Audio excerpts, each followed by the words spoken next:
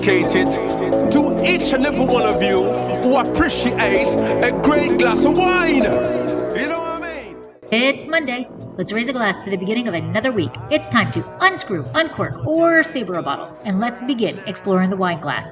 Today, we return to Winephabet Street, where the letter of the day is L, and it stands for Lagrein. The Italian grape variety meant that it was morning drinking for me. We had the honor of having Karoline Walch of Elena Walch Winery in Alto Aldige, Italy.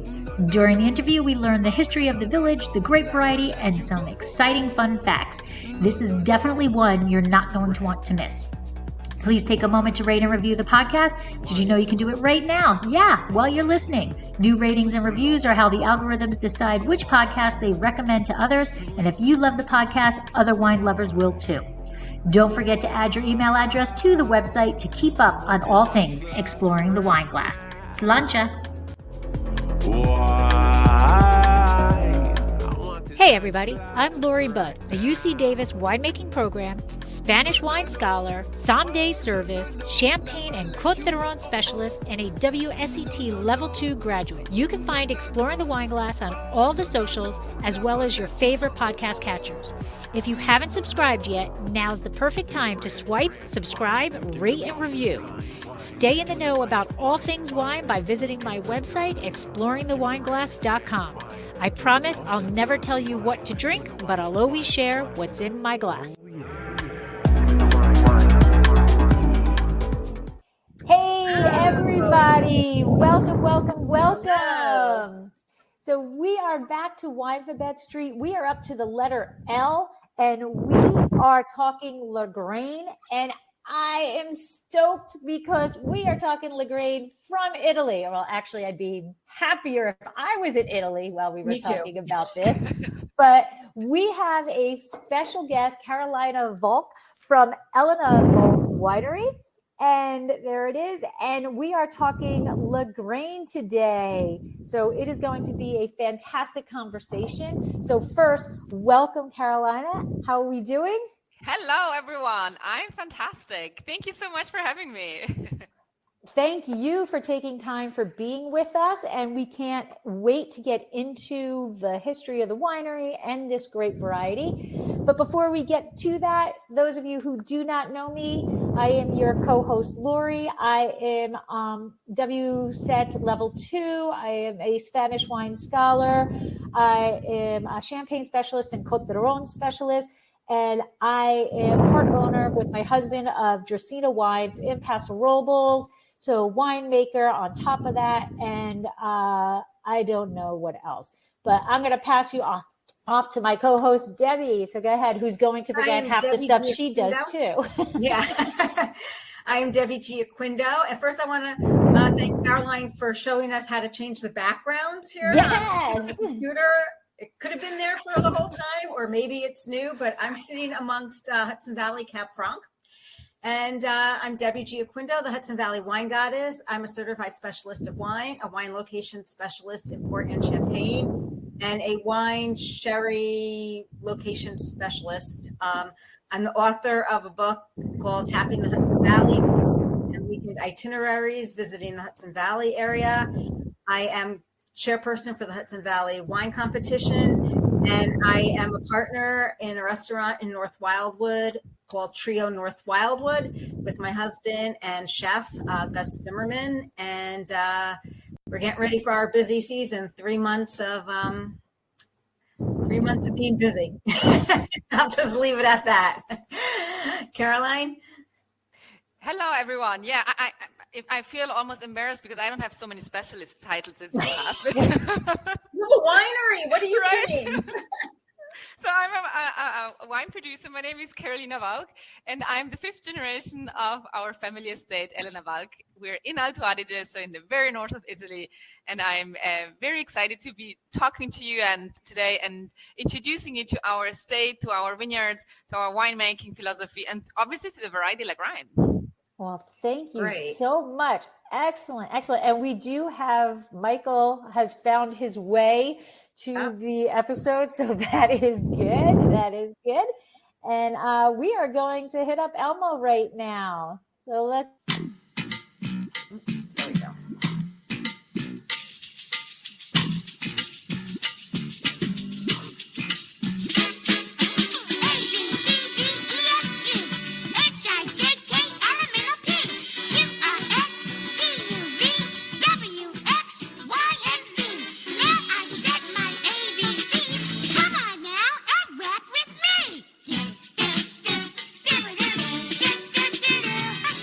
All right. All right. Excellent. Karoline, tell us a little bit about the whole history of Elena Walch Winery. Yeah, before. I know it's 5th generation. Yeah, tell us all about it. Yeah, we've been making wine for a long time, and you can see it in my background. This is one of our major vineyards, the Vigna Castellats, a very unique vineyard, and maybe I'll be talking about it later. But you'll see this old church also in the background. So it's a medieval town. We're in Tramine, which is actually also the birthplace of another grape variety, Gewürztraminer. And so the region is really known for winemaking. So we have been making wine since the Roman times and even earlier, probably. And do you all know where Alto Aldige is? Probably I should first start. Right? I mean, Yep. Alto Aldige, for those who don't know, it's in the very, very north of Italy, right? So we're bordering to Austria and Switzerland, right at the foothills of the Dolomites. And some of you might know the Dolomites, which are these huge mountains. You can see them actually in my background here. These snow-capped mountains, kind of the Dolomites, really world famous for skiing, for hiking, for big tourist destinations, for sure. Whoever loves nature, that's definitely a place to go. And so we are right there. We're in the middle of the Alps, but Alto Aldige is very unique as we're surrounded by the Alps, but at the same time, we're open to the south for the Mediterranean climate to come in. Hence, it's warm during the day, because during the day it heats up like in a basin, again, because we're surrounded by the Dolomites. But at night, we have those cold diurnal shifts, so the cold winds that come down from the mountains, and hence we have huge temperature fluctuations between day and night, which is a great place, hence, for growing vines. And history-wise, and I'm not going to give you a whole history lesson here, but something that you definitely should know about Alto Aldige is that, I mean, it's a small region, right? We're contributing less to 1% to the total Italian wine production, so tiny region. And the region, just by looking at the church, probably you don't think you're in Italy, right? Architecture-wise, it looks very Austrian. And the reason is that Alto Aldige used to be part of Austria up until World War I, and then the borders changed. Right. Oh. So history-wise, it's very unique, and that's why probably when looking at me, I don't look very Italian, probably, and I don't have an Italian accent, maybe. And the reason is that because of that, my first language is actually German and not Italian, right? So I always keep saying, yeah, we wear different hats at different occasions. So sometimes we kind of play the German card, and sometimes more the Italian card, right?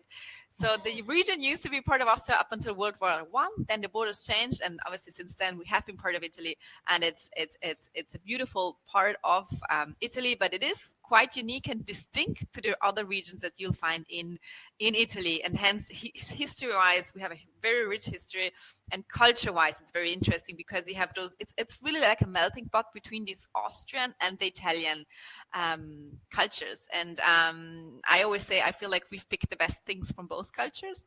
Sometimes we're a little bit more Italian when it comes to pleasure and lifestyle and the way we enjoy life and eat and drink, but then we're very Germanic when it comes to working and being on time. And so it's this neat and small little pocket in Italy that not all of you probably have heard of. Exactly. That's a good trivia question, because I never knew that. Yeah. I mean, today we talk Lagrein, and Lagrein is a German name, right? It's a German name. It's not the way it's spelled. So that's quite unique. That's something you should definitely know when you talk about Alto Aldige and when you talk about Alto Aldige wine.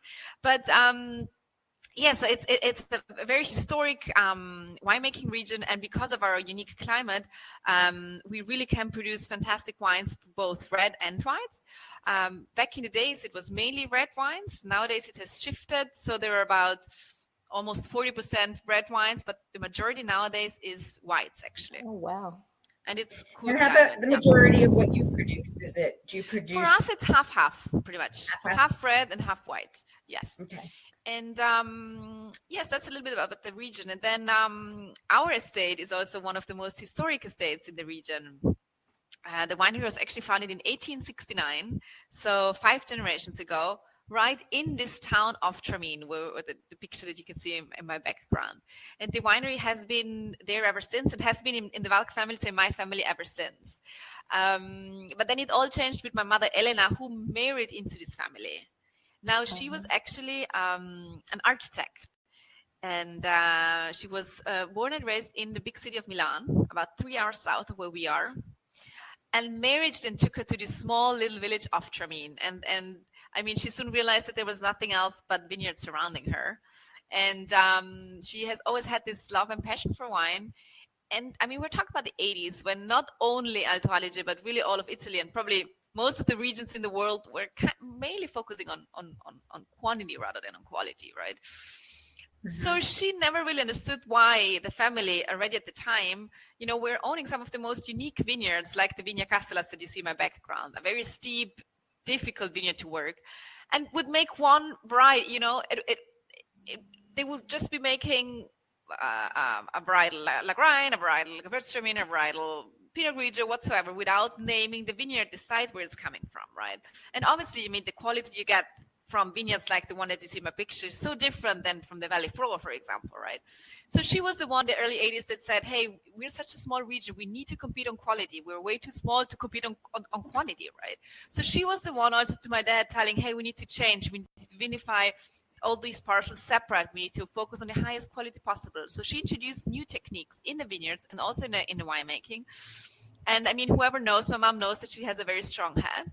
And at some point, she told my dad, hey, if I have all these ideas, I want my name on the bottle. So 1988 it was that she had her first wine labeled as Elena Walch. And and then even though in the beginning, she always thought this would remain a small side project to the actual winery of my dad, her project really soon took off, and she started buying more and more vineyards and starting producing more and more varieties and wines, and always with the aim of showing the world the potential of the different sites that we have in Alto Aldige. So that's a little bit our background. That's awesome, and more power to her, man. That is awesome. Right? So just completely not off topic, sidebar question. How steep is that vineyard? Is that considered heroic? This is yes. So this is 63% in steepness. So super steep. Obviously, everything we do there. I mean, I don't know if you can see it on picture. It's terraced, right? Yes. It has to be, otherwise it will just slide off. It will all be down at the church. Totally, totally. And it's really like a pyramid sitting above this town of Tramin. And the unique thing of this vineyard is that it's the only hill in the region completely south-facing, right? Because generally the vineyards follow the valley, and the valley runs north-south. And you have the vineyards facing southeast or southwest. Whereas this is a vineyard, it's really like a pyramid, like a mountain itself, turned around, so it gets the sun all day long. It's then influenced by two very strong winds. One is a very dry wind that comes from Lake Garda, which obviously is great for, it's annoying if you work the vineyard because the wind is extremely strong, but it's great for the grapes because it's a very dry wind. And then we have those cold falling winds from the high mountains close by. So we have huge temperature fluctuations there. And so it's we call it a very extreme vineyard for the exposure, for the steepness, and for the wind sweat that we have, for sure. And we actually produce on this side, we produce a Gewürztraminer, a dry Gewürztraminer, and a Merlot. Oh, okay. What is your number one white variety? It's actually Gewürztraminer and Pinot Grigio. So those are pretty much equal. Yes. So we're in the town of Tramin, which we consider and believe is the birthplace of the variety of Gewürztraminer, and Gewürztraminer referring to the spicy grape of the town of Tramin, and hence, it has been historically one of our most planted grape varieties. It's in the region we mainly produce, I should say, dry Gewürztraminers. So you get really the aromatics on the nose, but then it finishes completely dry. So it's a fantastic wine also for food pairing wise. It's exceptional. And obviously Pinot Grigio is a key variety for us. I mean, we feel like in our area in the Alps, we really have great climate to be producing high-end Pinot Grigio. I know nowadays Pinot Grigio is planted, unfortunately, everywhere, almost everywhere. But we feel like in Alto Aldige we have the right climate to be growing really a high-end grape variety, and it is a noble grape variety, as the Alsatians remind us. And depending on where you plant it, obviously, and how you treat it, and we love Pinot Grigio, and it really shows very well in our region. Great minerality, deepness, and structure. Yeah. So actually, I just put that together: Gewürztraminer and then Tramin. Right? Yeah. I just put that together. Yeah. I'm a little It's slow the on the grape uptake. that we, as every child loves Gewürztraminer in our town, and that's the first grape variety that the child gets to know because it has this kind of pinkish hue, right? The pinkish skin slightly, and it tastes amazing when you taste it. So every child loves Gewürztraminer as a grape. Awesome. You know, I have to share a little fun fact or whatever, which I don't know if it really matters. But when my husband and I went to Italy, I don't know how many years ago it was now, six years ago, we landed and we went right into Rome and we dropped our stuff off at the hotel, and then we just walked. And we walked up this hill and there was a wine bar there. We're like, oh, I guess this is a good place to start our vacation. And we went in and we had your Pinot Grigio. Oh, fantastic. As our first wine into our first time to Italy vacation. Oh, beautiful. And I hope you enjoyed it. Nice. We did. It was a perfect way to start off our vacation. It was an anniversary trip for us, and it was a perfect way to start it off. So that was how I was, and we honestly at that point had never heard of the winery, you know, and we just picked it because we picked it. I don't know, and we loved it. And then now I see you, you know. Now I see you everywhere, you know. Now you know us and now you see us, right? Yes, yeah, and we drink you. Yes. Beautiful. Absolutely. And it reminds us every time we pop one, it reminds us of that trip. Now, So, did you go up to Alto Aldige? No, you didn't make it up We north. did not. You did. No. Okay. Next we time. did not. Yes, my husband was very regimented. We did Rome for a couple of days, Venice, and then Florence. Oh, And beautiful. Well, now you I'm picked like, some we gotta go beautiful- back. We gotta go Yeah, back. you picked some beautiful cities. Now you have to come back for a more relaxed vacation because in the mountains. Yes. All right. So one of the things, and it kind of Pinot Grigio-esque, as you were saying, can be grown anywhere. Should it be grown everywhere Exactly. is a different story. That makes a difference. Right? Yes. Right. But at Elena Walch, we see and read a lot about terroir, and that some people are true believers in it, other people aren't. But you guys are very much believers in it. So tell us what that term means to you and why. Yeah, my mom really started that in the early 80s, right? When she said, hey, you know, we have this, for example, Vigna Castellat, this unique side. This obviously makes a different wine that the Gewürztraminer comes from the valley floor. And another side that we have is the Castelriedberg vineyard, which is nowadays considered the largest single vineyard in Alto Adige, with just 20 hectares just in one piece, which for the region is really unique.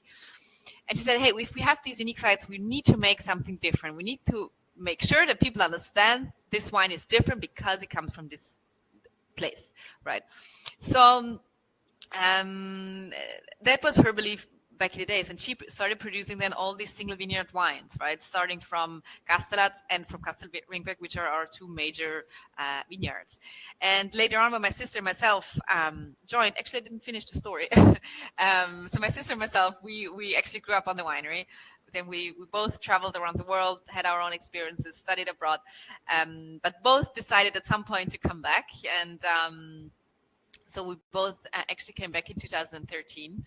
And it was actually quite interesting because we both grew up on the winery, but I knew from day one that I wanted to do exactly what my mom or my parents were doing at the time. So I studied and kind of, I really knew it right away that my bedroom was just above the barrel hole, so I wanted to come back. My sister, she did not at the time, and she was, she said, I would do anything but what my parents did, you know, kind of this teenager thing. And then she studied everything else but wine at the time.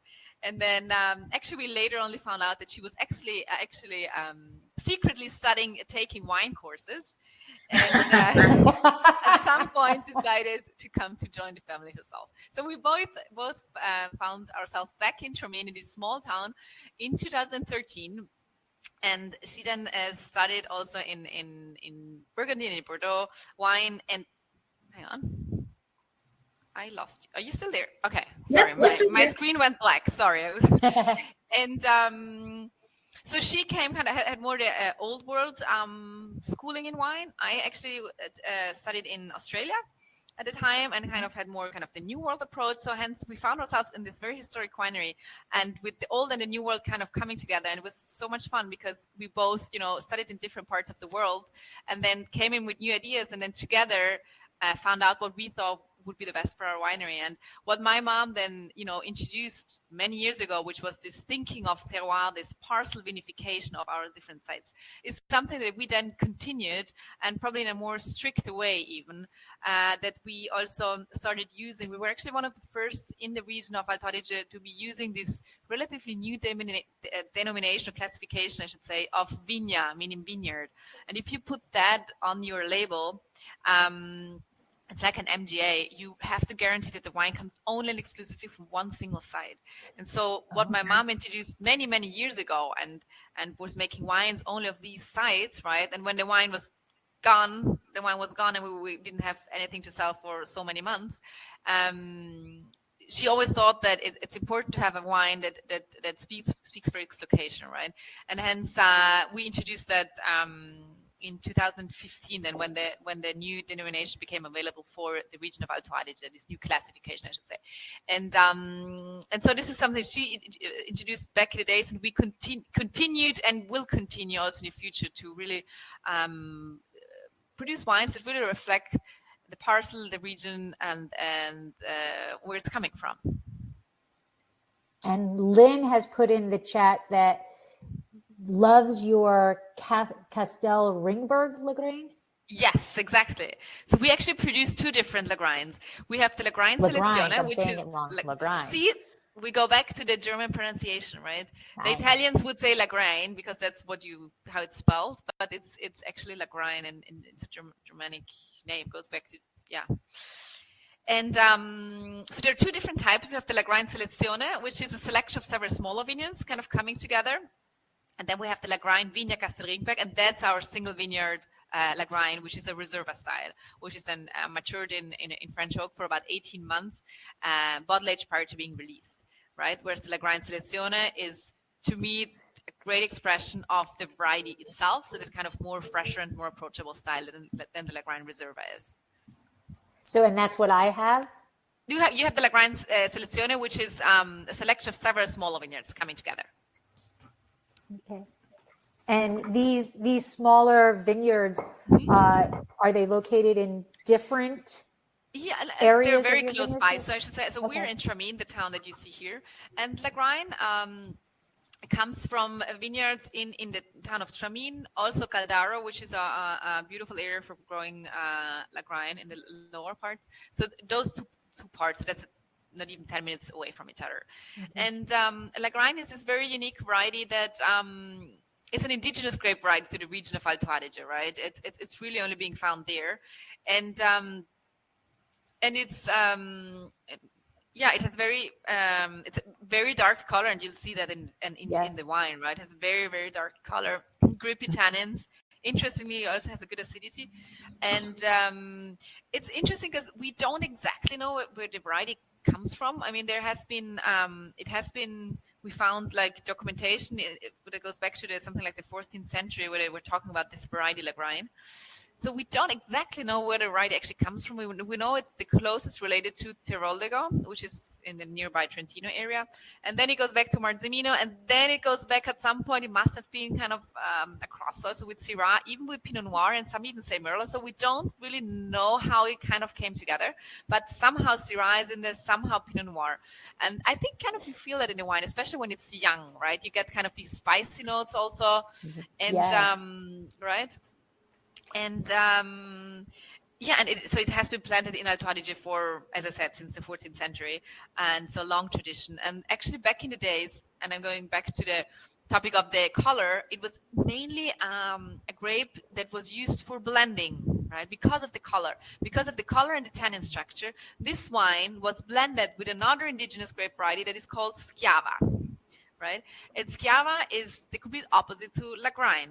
Schiava is light, very light in color, very fresh, very easy drinking, very very Grenache-esque? Grenache? Grenache-like. Exactly. Very similar in that style.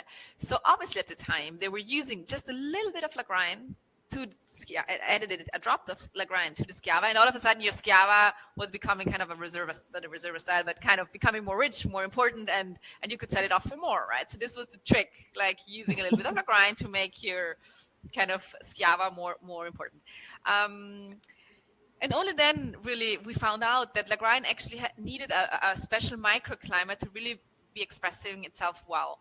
And so we actually started also on our estate, we started looking at the plantations we already had and said, where does it actually thrive well? And we realized that Lagrein needs to vinify it separately until the end and bottle it as a Lagrein, right? And hence we found out that Lagrein needs a lot of sun to really ripen fully, right? You needed to do a lot of green harvesting to make sure that this little bunch that remains on the vine really gets all the sunlight needed to ripen fully. And hence we started planting it only in the hottest and the warmest spots. Not surprisingly, for example, Caldara is a beautiful area. It grows very well on porphyric soils in and around the town of Bolzano, which is a very warm area. And we do a lot of green harvesting to make sure the little bunch, exactly as I said, really ripens fully, right? And you don't have those green harsh notes or tannins that can be very astringent if not planted in the right way. And hence, only later on then we really vinified it separately up until the very end. And it's now a fantastic grape variety. It's one of our most planted grape varieties in regards to the red varieties. So on your website, it says you're a true believer in sustainability. Yeah. And it's not just a buzzword. No. And I know that's very important to you. Can you elaborate more on that? Yeah. I mean, I always say, it's a family winery. We have been here for 5 generations. And obviously for me, if I'm lucky today to be owning these vineyards that are, that have a value that is probably not. And it's obviously that whatever I do today in my vineyards is really for the next generation. I want to keep everything alive as much as possible. And hence, working sustainably for us is the basic of what we do. And we feel like sustainability is not something that you can ever achieve and say, okay, I'm sustainable now, tick it off and next page. But it's a constant evolution and process. And hence, we've applied already many things and will add new projects really every year. Actually, just today, looking out of my window, we're just finishing our second, I should say, solar panels roof. So nowadays we can actually cover 60% of the of our electricity is all done with solar panels, right? So photovoltaic, yes. And obviously sustainability is something that we apply in the vineyards, in the production, and also in the sales side to it, right? In the vineyards, obviously, it's there's so many things that we can and we do already. For example, planting all these sorts of cereals, right, to increase mineralization, for nitrogen levels. What we want is really create a biodiversity in both flora and fauna, and hence with this all leguminous. How do you say leguminosis? Cereals, kind of legumes. Sorry, right? Legumes. Legumes. These then are not being cut off at the end of the vintage, but kind of rolled down so that we keep the soil moisture and have a natural habitat, right? We, for example, have weather monitoring systems in all of our vineyards to make sure that really we only intervene when it's really necessary, because these weather monitoring systems tell us in every single moment, not only the humidity or the temperature or the winds, but also the humidity underground at 2 levels. Also how wet your leaf is, because obviously if you go in and do any treatments and your leaf is completely wet, it doesn't really help much.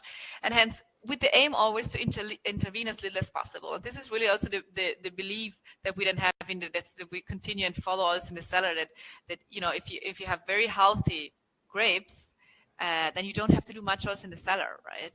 And for example, we've introduced a new fermentation cellar in 2015 only that is completely gravity fed, and hence awesome. Yeah. So and what we've realized is actually by using this very old method, basically. I mean, it looks super technological and new, this new fermentation cellar, but in the end, we really go back to old and normal principles, right? Gravity fed winery that the wine is so much cleaner. Like we don't have to do any pump overs. I mean, after fermentation, the wines go in barrique and they stay there we don't touch them for almost 18 months, right? Whereas prior to that, you had to work the barrels much more often, right? And hence, it's kind of these little things that we do to and we know that, if it all obviously starts in the vineyards and the quality you make there, but then you continue also in the cellar to intervene as little as possible with those little things that help, right? And we do our own compost for the vineyards, for example, right? So we know exactly, after composting needs also a lot of space, as you know, right? So you need a lot of space to be able to make your own compost, and that takes about a year, and only then you kind of bring it out in the vineyards, right? So it's all these little steps that we though think in the end make a difference in what you have in your glass, because we know exactly what goes in there, right? So by making it ourselves, the compost. And we cut, for example, with the Simonite and Serge, how do you say if you cut your grapes, your Harvest? Yeah. Pruning? No, the pruning, drop? sorry, yes. Pruning, okay. Right? According to Simonite and Serge, who also says, again, don't cut your old wood, and again, work as gently as possible to keep your whole trunk basically alive, right? And so a lot of things that we do, it starts in the vineyards, continues in the cellar, where we have, for example, a water management system that water is being reused for cleaning. And also, as I just said, 60% now is done with solar panels. We use actually lighter glass. We use now 10% lighter glass for all of our, for example, Selezione wines, which are wines that travel around the world. And obviously, the lighter you can produce, the better it is. And that makes a huge difference. They say something like 70% of the CO2 footprint is really in winemaking goes back to packaging, right? So if you can reduce your bottle weight by 10%, that does make a difference. So it's all these little things that we believe make a difference then in the final wine that you get. So for us, sustainability is really a core identity and is really at our hearts. And as I said, if I'm lucky today to be owning these unique vineyards, it's I have to, and I have to work it sustainably too. To be giving it to the next generation, and also considering how expensive land is.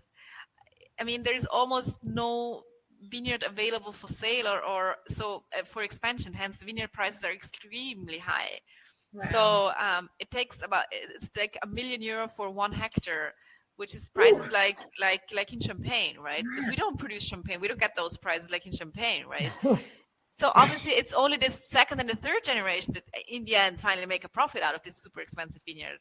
But then we still buy if we can, because it's something that our duty for the next generation, right? So if my ancestors have done it, that's my part for the future generations to come. And hence, obviously, it's kind of the circle that I treat my vineyards well, because it's really only the next who really benefit from it.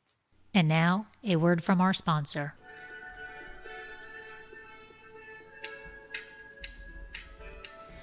Dracaena Wines loves to give back. There are so many fur babies that deserve to find their forever home.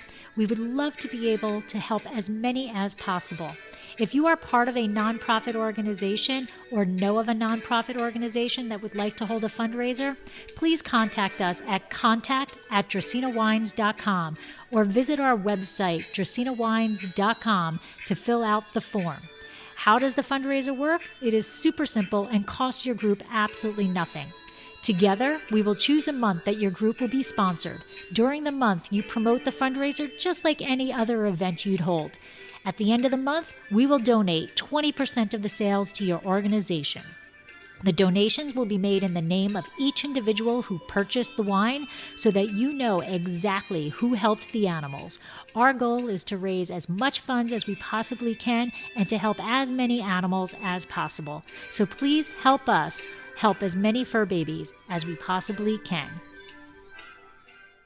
Perfect. Right. They're like your kids. You got to nurture them. It is. They've got to grow exactly. so that you can hand them off to your kids. Right. Exactly. And as a vintner, as a producer, it takes time. You have to be very patient, right? Yes. Because you buy a new vineyard today, you start planting it, and by the time it really delivers you the grapes that, of a certain quality, you have to wait 10, 15, or even longer, right? Years. Right.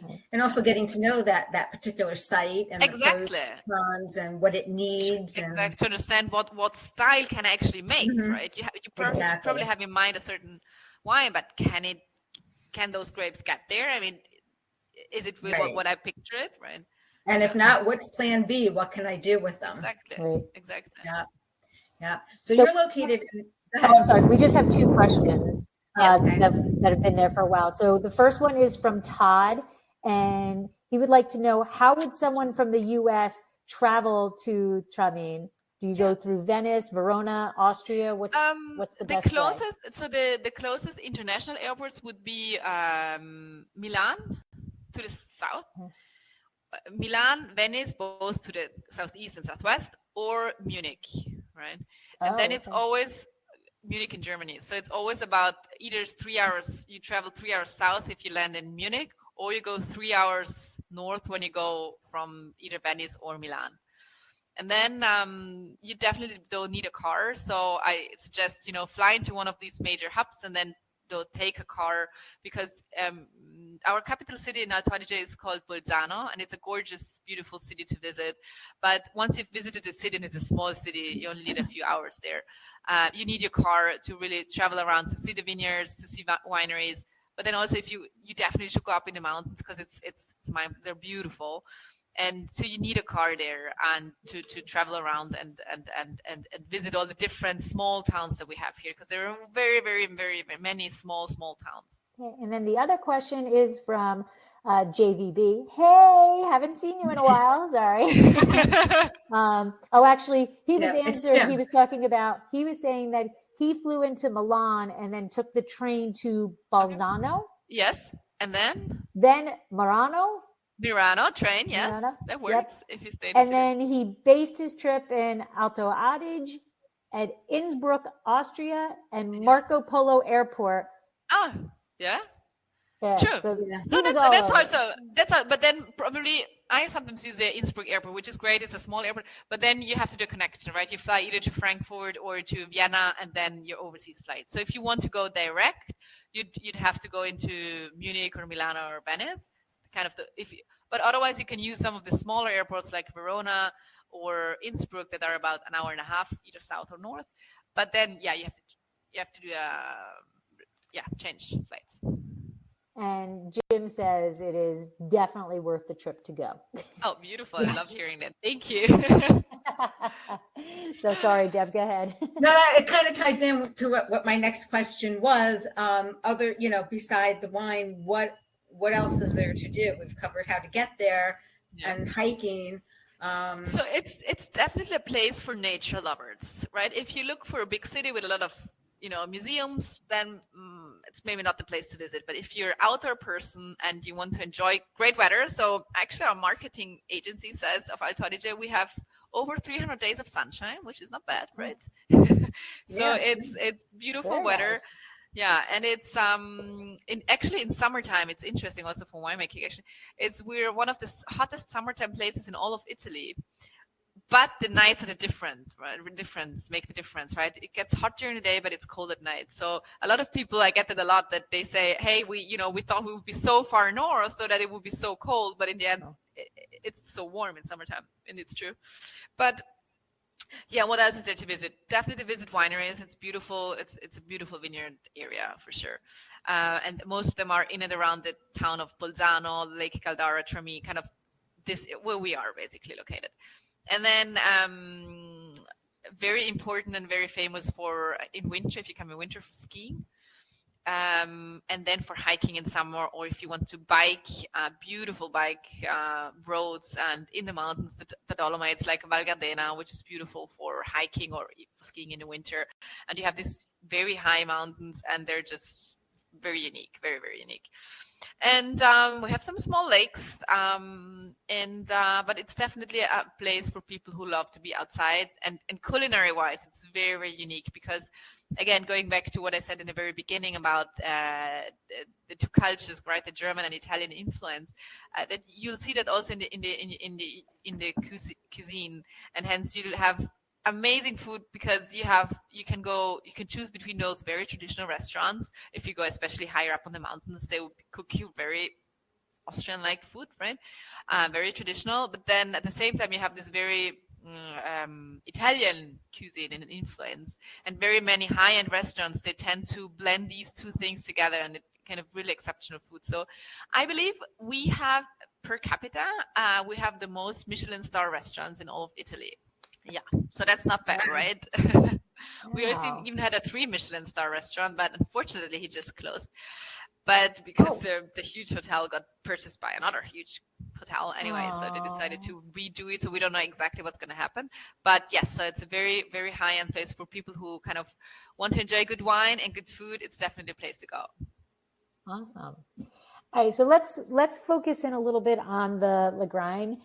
So how did you start producing this grape? Was it on the vineyard and that you had purchased, and how much of production is it for you? Yeah. So Lagrein we have been, being a very historic, we're one of the oldest wine growing families in the area. So we have been making Lagrein really literally ever since. But it has always been, as I said, the minority. The major grape was Schiava Farnacci in German. And only later, as I said, my mom then said, hey, we need to vinify it separately. We need to, make a varietal Lagrein. And then only then we started realizing what Lagrein really needs to become a varietal wine, right? And as I said in the beginning, my mom changed a lot of things in the vineyards and also in the winemaking. And she was really a pioneer in the high quality revolution that our region went through. And this also with Lagrein, right? And doing a lot of green harvesting. So it really only have the small bunch on the vine. It's actually, my mom tells me this story that one day she was talking to this very old lady, and this was in the beginning, right, when she started doing so. And this lady said, woman, you're not doing good things here. And my mom said, why?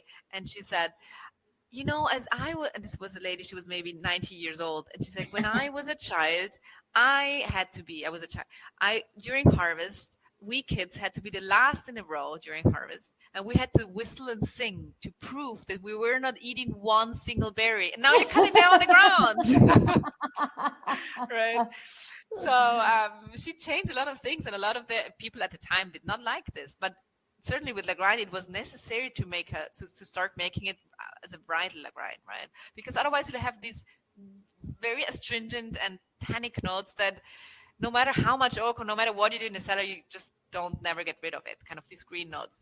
So definitely this green harvesting helps a lot. So Lagrein needs a lot of sun to really ripen fully. So you do a lot of leaf pulling so that yes, leaf pulling is important. Yes, exactly. Sun exposure is very important. Also, for example, we planted one of our major vineyards of Lagrein is kind of going towards the lake, where we have the lake that releases some heat also at nighttime, and hence we have less temperature fluctuations than, for example, on the Castellaz hill that you see behind me. So definitely the warmest spots in Alto Aldige go for Lagrein. It is it has a spice note to it that I keep smelling because I'm trying to figure out exactly what spice it is. Kind of the white pepper, maybe the white pepper thing. But it's I literally keep sticking my nose in it because it is a beautiful smell. And on the does it smell like the mountains? Oh, absolutely. You have to say that, right? So we did a good job, right? Yes. But there's also there's a little bit of floral essence in there too, kind of like violets, not like a strong rosemary, like not something that's that potent. But there's something behind that white pepper that is just. Time? Yeah, kind of like a softer, along I'm that doing line. good with no wine, huh? I know you are. Right? Deb understands my lack of knowing. But I really do just keep sticking my nose into it because it's a beautiful aromatic wine. It really is. And then on the palate, you can tell that there's the tannin is there, but it is not. It's not. It has a good acidity, right? Yeah. Right. Yes, absolutely. The acidity is there, and it plays well with the tannin, and the oak regimen that I guess you're using kind of softens that and lightens that body just the right amount so that it is it's so enjoyable. Thank you. It actually, I have to say, this wine matures in those, in regards to the oak treatment that you just mentioned, it matures in those large wooden oak vats, and whoever comes and visits the winery, it's beautiful to see, because we have an amazing historic cellar with old casks that date back to 1873, the oldest, and these barrels are still being used, and they're all hand carved, so they're huge, right? They're massive.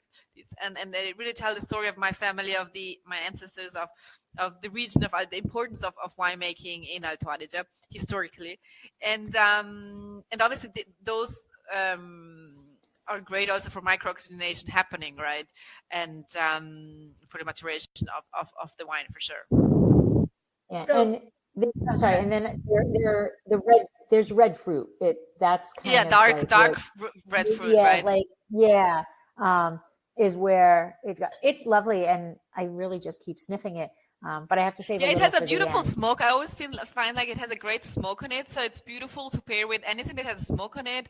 Actually, we in Alto Aldige, I don't know about your parts of the world, but here in Alto Aldige, the perfect pairing with Lagrein is actually venison. In regards to very dark red meat, venison, because it has this slight sweetness to it, almost the meat, and hence it perfect pairing for us. For the classic, typical pairing of Lagrein in Alto Aldige would be with venison, yes. Okay. But really, it goes so well with so many things, like even on a great barbecue, just because it has this smoke. I love it with or with some great pizza. It's easy to pair. It's very versatile. I have no problem with pizza. Right? Very versatile. Yeah. So, yes. Lagrein compared to other Italian red grape varieties. We were just talking now about, the characteristics of it. What is so unique about it compared to all the other red varietals that? Yeah, I would say that the unique thing for me is definitely that, you have that, if you smell it, you have to, as you just said, Laurie, you had the dark red fruit spectrum, but on the palate, it's so surprisingly fresh, right? On the nose, you'd be maybe expecting kind of more bigger wine, but then on the palate, you'll be surprised how, yes, it has a structure, but it's still lively, it's still fresh, it's still easy to approach in a way, right? And hence I think that's kind of the typicalness of the uniqueness of Lagrein, that you definitely feel there is a certain freshness that in the area in Piemonte or or obviously in Tuscany and further down you don't get. Right.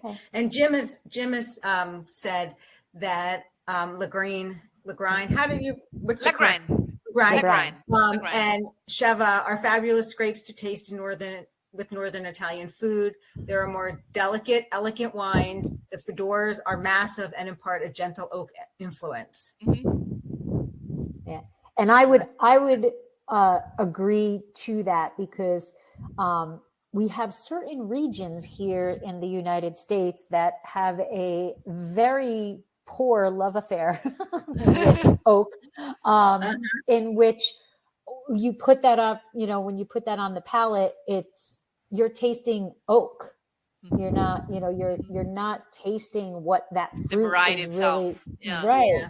Yeah. And this you can taste that variety. You can taste what the wine is trying to express, and it's an enhancement versus, that oak is an enhancement to it that just adds a little dimension, a little different dimension to it. And by what you're saying, maybe taming down those strict tannins that it can get to without dominating it. It's allowing you to taste the grape, which is what I prefer. Exactly.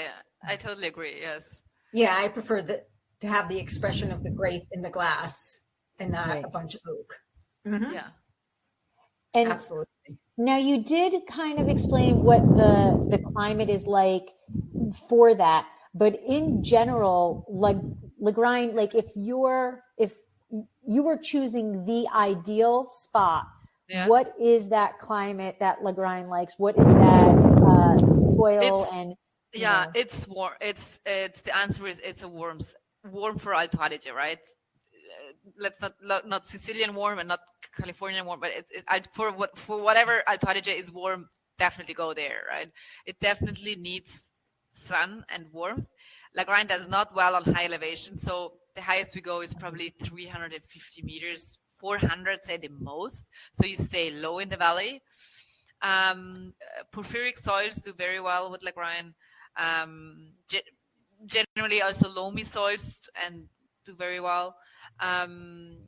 If you have a lake close by, that helps to again kind of have a more moderate climate.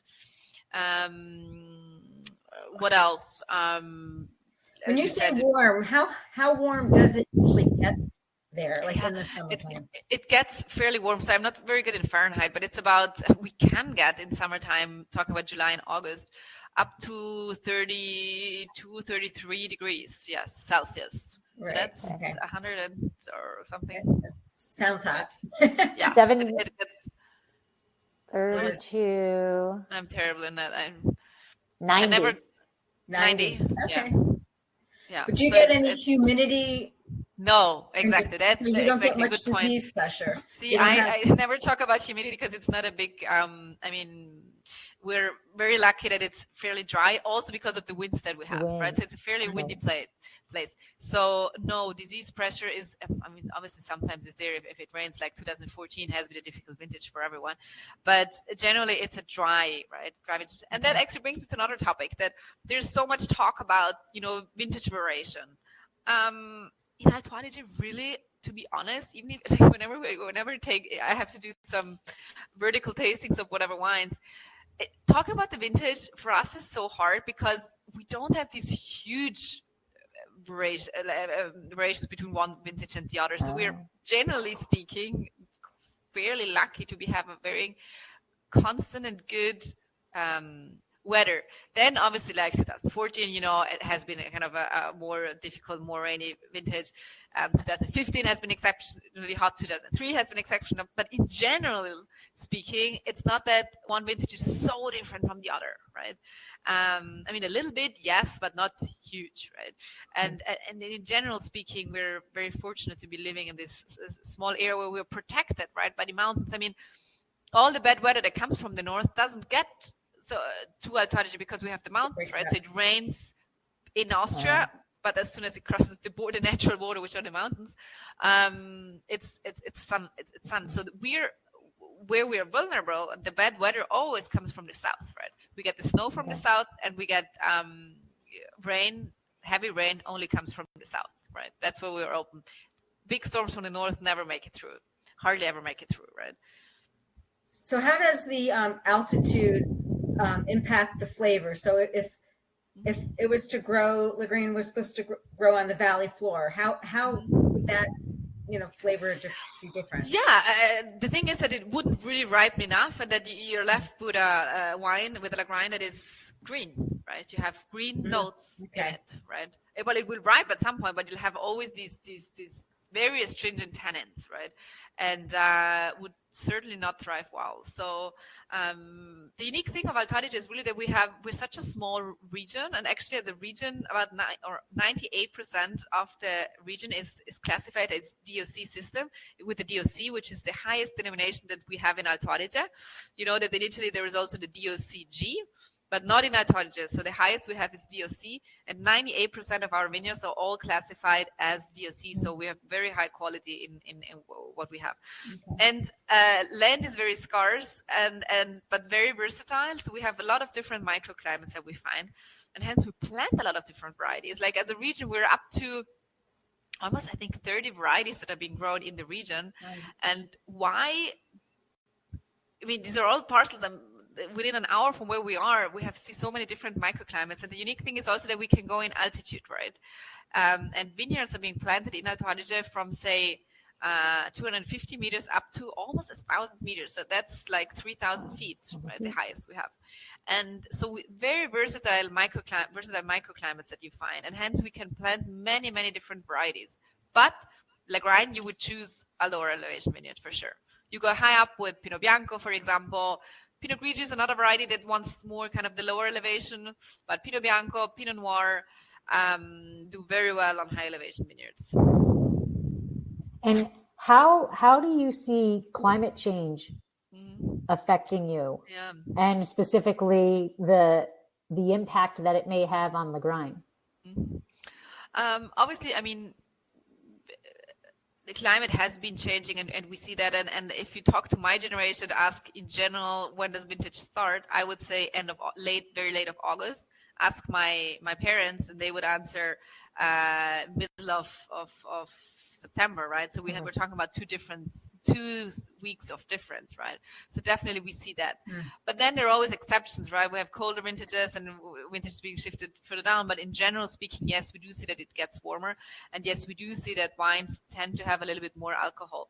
But we're still lucky enough to be so far north that, yes, it gets warmer. We have a little bit more alcohol, but it's not threatening like in other parts of the world where it is already so warm that half a degree more or less does make a difference, right? I think we're not at this point, it's not as drastic. And we can go on high elevation. So as I said, our highest vineyard that we have is on 3,000 feet. So that is very high. It's a great vineyard. Is it the perfect vineyard for now? Probably not, because it's too high, I would say, right? So it's something that we do for the future. Yeah, so definitely as a vineyard, you obviously, you see all these things and you have a lot of projects to kind of understand which direction is it going, right? And that's also the beautiful part of I guess of being a wine producer, the vintner. What do you look for when you're harvesting Lagrein? What do you look for in the grape? What's the bricks and everything else? Yeah, bricks are not very. It's Balma. It's like we're in. Hang on, Balma. It's like 13.5. Is that correct? We use how do you say a different Italian measurement, right? Close to Neuburg, so that would be around 20 babo, something like that. Okay. But obviously the most important thing in Lagrein, harvesting Lagrein, is the phenolic ripeness, and you get that by tasting. And you look obviously at your bricks or the Balma or babo, what we say. But the key thing is really tasting, and you taste and you see that the pipe kind of gets ripe, right? You kind of bite on it and you chew on it to understand really the tannin structure that you might get in your final wine. And I think that's so much more important than just the bricks or the bomb or whatever we use as a measurement, because the phenolic ripeness is the tricky part of Lagrein. Okay. So it's 1.8 degrees bricks is 1 bound. So people can do that. Yeah, exactly. Yeah. Not very good in maths, I guess. Yeah, that's what calculators are for, right?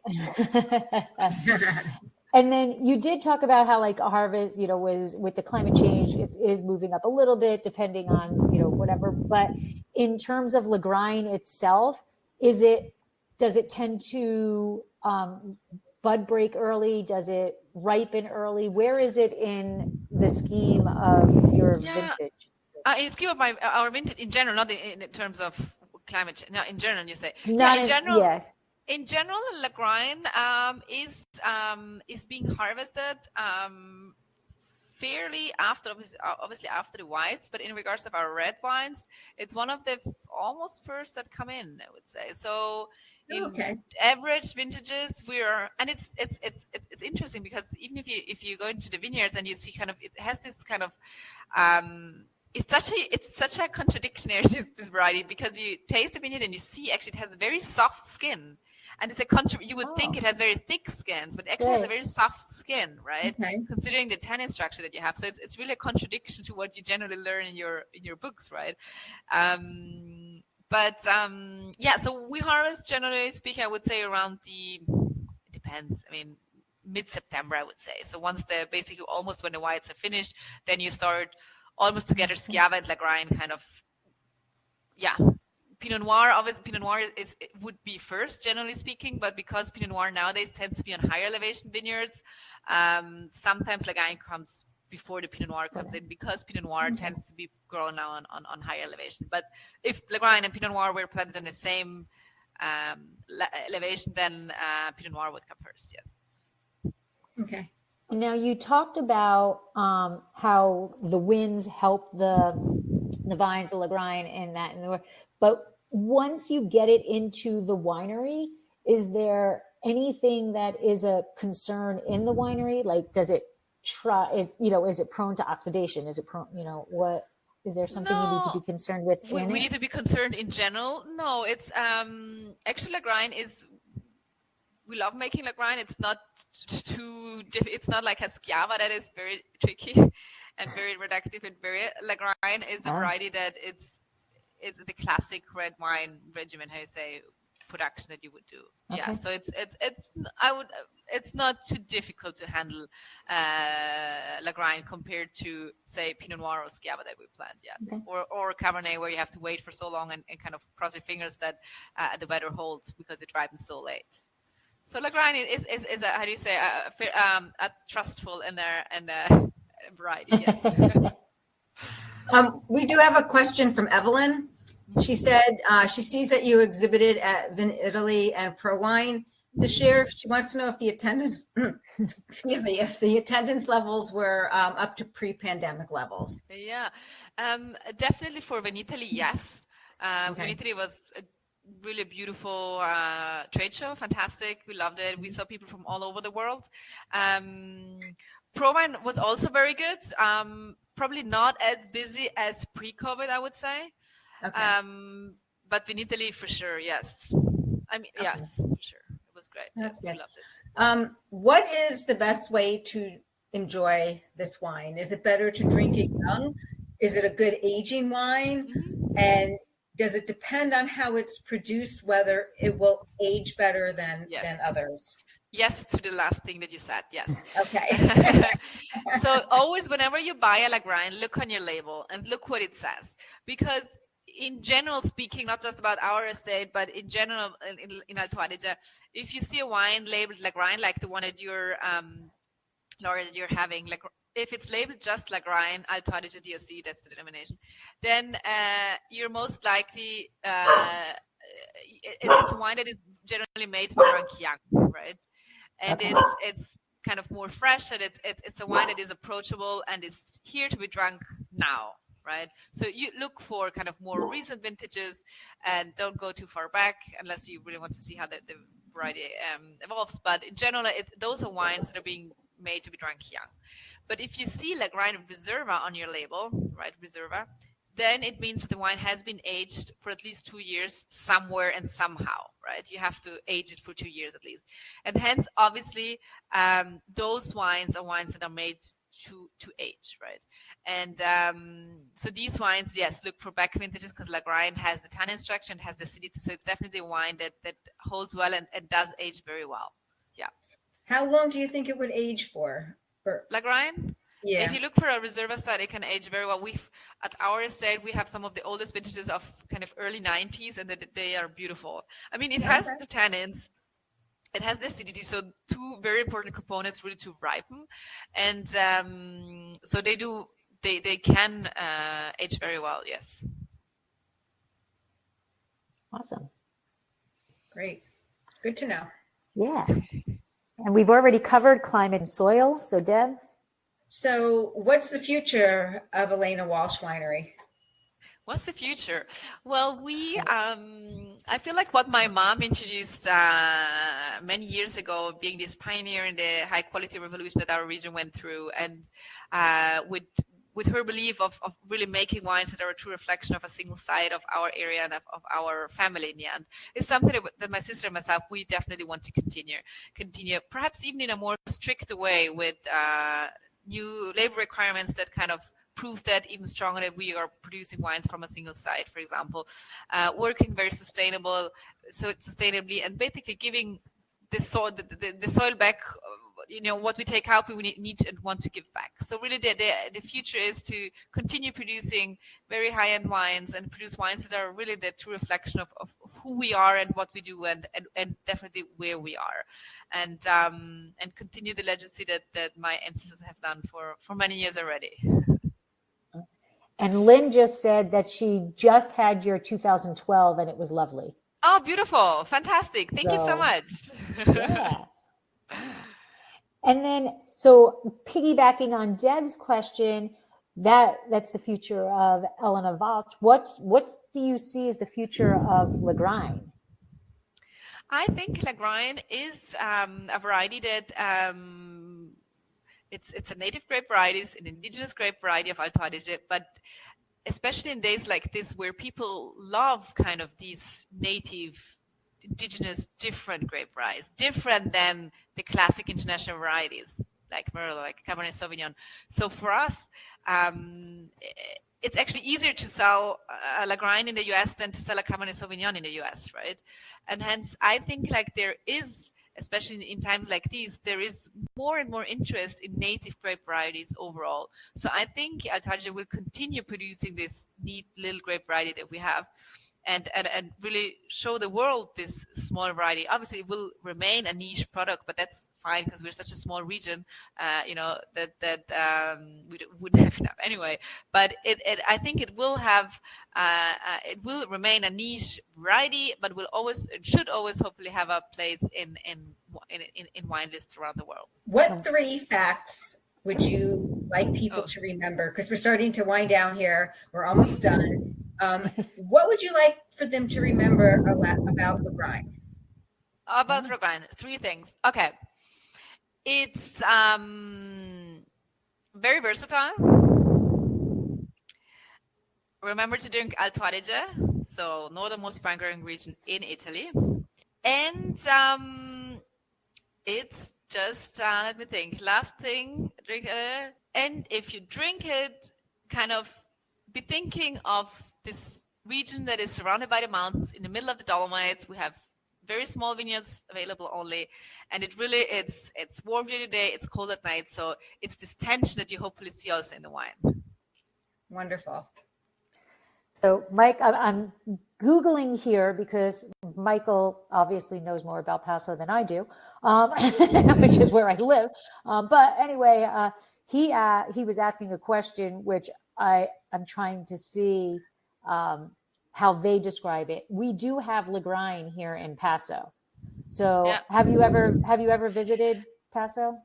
I actually have been in the area, and I have tasted actually, hang on, now you got me, I should have looked it up. I tasted some Lagrein that was planted in California. I once had it in from upstate New York, from the Channing daughters. Channing daughters, that's Long Island. That's Long Island. They planted it. Oh, wow. And also See, in now that's California, interesting because that's cold. That's exactly. So I was, yes, no comment on this. And but then hang on, it is also in California. I should have looked it up. There are a couple of producers in California that do it. The ones that do some Italian. I should look it up. So here in Paso, which is the Central Coast, right smack dab in Central California, there is a winery called Pelletier Winery, and she specializes in Italian grape varieties. And so hers is $75. No, there you go. And the description says the incredibly rich and complex layers of black raspberry, anise, and dark plum on the palate met with silky lingering tannins on the finish. Oh, there you go. Okay, and I know also in Australia there is a little bit planted, like in the Adelaide Hills. I know they do plant some Lagrein. Lynn said Jeff Runquist Wines in Amador County has Jacuzzi. And Karen says Jacuzzi in Sonoma bottles and sells it. Oh, too. Jacuzzi is all Italian. Yes, exactly. I think I heard about that one. Yes. Right. And their recommendation for food pairing is grilled pork chops, flank steak, and prosciutto. There we go. Well, they just never had venison. Right. Yes, I will let her know. Yeah, right. If you know her, I will let her know that she needs to add venison to her website. But is that something that you eat or not so much? Is it? Well, venison? Where I am, venison, a lot not of so people much, do. right? Where I am, Yeah. a lot of people do eat venison because they physically go out and hunt it. There we go. Yeah. Around Thanksgiving, mid to end November. Mid-November is bow season, and then around our Thanksgiving is gun season for deer. So when people, so kind of, but it's not something a classic dish on the restaurants. Right. It's not something you Not so see much. on the menu like you see a hamburger, Yeah. Interesting. or a steak. And it's usually a fall dish actually as well. Right. Like you'll It's see a it what, more on the menu. You'll see it more on the menu in the fall. In the fall. Yeah. Got it. Yeah. Interesting. There we go. See? Yes. All right. And then, so just where can people find you? Where can people find, you travel all over the place, because we've actually met once in New York City at the Italian. The Trebbieri? Yes. Maybe. Years Yeah, and years ago. Were you there this year? Yes. Were you there No. this year? Yeah. I personally wasn't, but we were there. Okay. Yes. I'll have to look for you next time. You should. Yeah. No, it's a great event. Yeah. One of our employee was there. Yes. It was a great show. And where can you find us? Obviously, visit us in Tramin. As I said, it's a beautiful small little village. You're surrounded by the mountains. It's really gorgeous.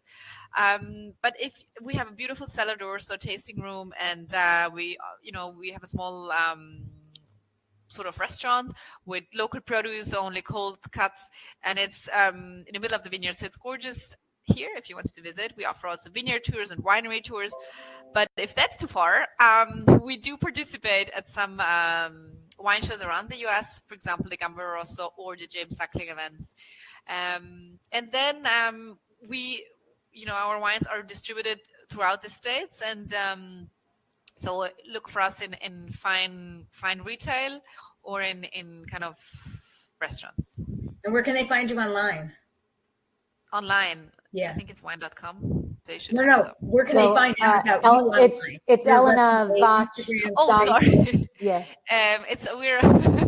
We're elenawalch.com, or we're also on Facebook and obviously also on Instagram with Elena Walch. Good. Awesome. Well, I want to thank you for coming on. Thank you so much. Anything that Debbie or I did not cover about Elena Walch or Lagrein? I think you covered quite a bit. So on top of my head, I can't think of anything. I hope I gave you a nice overview of what we do, of what my family does, and of what the region does. So I hope I was able to give you kind of all these insights. So nothing on my end. It was wonderful. I actually learned so much. It was Thank you so much. Fabulous. Thank you so much, Debbie. And just so you know, Karoline, we've had 8 people on from the get-go. So, and as we told you earlier, it's more of an after effect of, but the people have, if you're looking at the chat, the people have been active in the chat, sharing links about your winery and just sharing who else does Lagrein and how to get to you. So fantastic. Thank you. The chat was doing so. We want to thank you for coming on and sharing your knowledge and sharing your wine. So I just wrote in the chat, I'm going to go to Pelletier and Hope Family Wines with your bottle and go let them taste your wine. So I can do a side by side of your wine with theirs. So beautiful. I will do that. Yeah. I'm curious to hear your thoughts then. Yeah. I can't wait to hear it too. And I was just out on Long Island too, wine tasting. Oh, there you go. So, but I'm not going back. Somebody told me they don't do it anymore. I saw it several years ago, but have a look. Yeah, I definitely tasted it once several years ago. Well, thank you so much for coming on, sharing your time, sharing your wine, sharing the history. It was exceptional. The wine, I adore it. So I did save a little bit so I can do my little slancha at the end, even though nobody else is drinking. I'm the earliest in the day and I'm drinking. I'm looking forward to getting the bottle. So once my daughter comes down. Yeah. So I love when I have a reason to drink at 10 a.m. So thank you so much. And have a great day. Have a great week. And again, thank you. Thank you so much. Thank you all. Cheers. Bye. Thank you so much. Bye. Bye. Ciao. This has been another episode of Exploring the Wine Glass. Thanks for listening. If you have suggestions on what topics you would like me to discuss, please reach out on social media. You can find me on Twitter, Instagram, and Facebook as Exploring the Wine Glass. I am also on LinkedIn as Lori Hoyt-Budd. Of course, you can always email me at exploringthewineglass@gmail.com. and sign up for my newsletter at exploringthewineglass.com. If you enjoyed what you heard, please rate, review, and subscribe to help others find me more easily. And most importantly, tell your wine-loving friends, because if you like the podcast, they will too. Podcast music is Wine by Kevins. Until next week, slancha. Give me the red wine. Give me the white wine. Give me the sweet wine. Give me the wine. Give me the wine. No, no, no. Oh, no, no, no. Never let you go. Oh, oh. No, no, no. Never let you go. Oh, no, no, no. I want to let you glass right now. I'm on keeping for my 10,000 tell you. There is always time for a good glass of wine.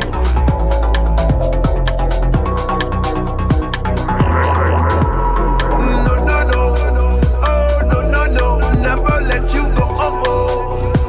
No, no, no. Never let you go. Oh, oh. I want a nice glass right now.